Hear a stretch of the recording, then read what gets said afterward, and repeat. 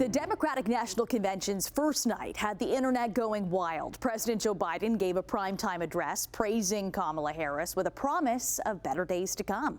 Harris actually broke tradition and spoke on the first night in order to thank her boss. Overall, the convention was talked about millions of times online and showcased a range of speakers from Olympic gold medal winning basketball coach Steve Kerr to former Secretary of State Hillary Clinton. And we're looking at some of the most memorable moments.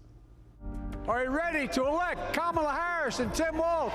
In the first night of the Democratic National Convention, President Joe Biden energizing Democrats in Chicago and passing the torch to his vice president and his party's nominee, Kamala Harris. Democracy has delivered. And now democracy must be preserved. The president was seen wiping away tears after being introduced by his daughter, Ashley. Joe Biden is the OG girl dad. And he wasn't just a girl dad. I could see that he valued and trusted women. How he listened to his mother, how he believed in his sister, and most of all, how he respected my mother's career.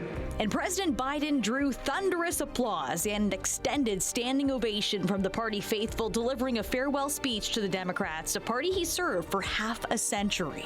I made a lot of mistakes in my career, but I gave my best to you. For 50 years, like many of you, I've given my heart and soul to our nation. It's been the honor of my lifetime to serve as your president. I love the job, but I love my country more. I love my country more. Biden showing his support to his vice president. Selecting Kamala was the very first decision I made when I became our nominee. And it was the best decision I made my whole career. The DNC crowd erupted as Harris herself surprised many with an onstage appearance.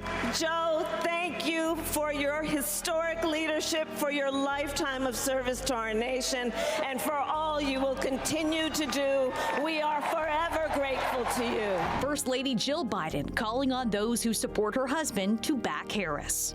Joe and I know Kamala. We have seen her courage, her determination, and her leadership up close. The first female nominee of a major political party, Hillary Clinton, addressing the proverbial glass ceiling she herself failed to fully shatter.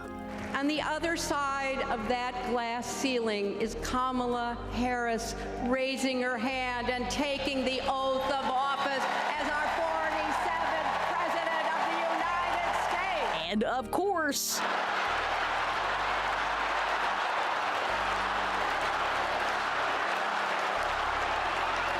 there were a lot of jabs at former president and convicted felon Donald Trump. As a prosecutor, Kamala locked up murderers and drug traffickers. She will never rest in defense of our freedom and safety. Donald Trump fell asleep at his own trial, and when he woke up, he made his own kind of history, the first person to run for president with 34 felony convictions. After obliterating Trump, it was Steve Kerr's turn, the Olympic gold medal basketball coach getting bold with his closing prediction. After the results are tallied that night, we can, in the words of the great Steph Curry, we can tell Donald Trump, night, night. Despite not being in the building, Trump found himself tied with all the trends online, from Biden's warm embrace of his daughter being compared to Trump's snub of Tiffany at the RNC, to a new takedown attack ad debuting for the crowd in Chicago. He lies. He rips off workers. He sexually abuses women. And when you're a star, they let you do it. You can do anything. He cheats in business. He cheated on his wife with a porn star and paid her off so the American people wouldn't find out during an election.